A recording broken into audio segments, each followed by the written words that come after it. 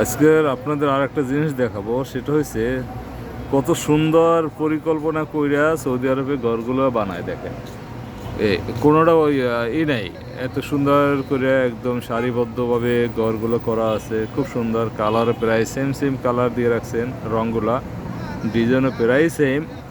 আর এরকম ছোট্ট ছোট্ট জালনা রাখে, আমাদের দেশের মতো ওইরকম বড় বড় জালনা থাকে না যদিও, এরকম ছোট্ট ছোট্ট জালনা থাকে আর পাশে এসি লাগানো থাকে, কারণ দেশের মতো এরকম জালনা খুলে রাখে না, তো জানলাগুলো বন্ধই থাকে।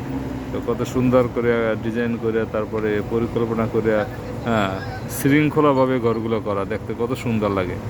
আর আমাদের দেশ এসে যে যেখানে পারে সেই সেরকম বানাইবো।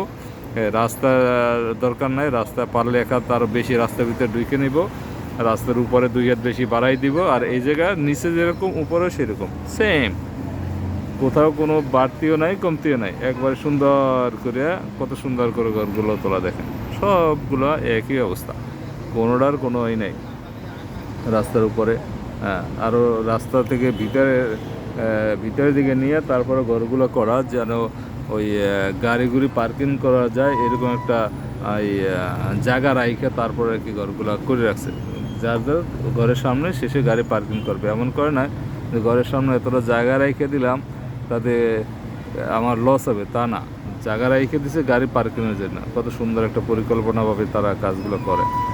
ধন্যবাদ সবাইকে।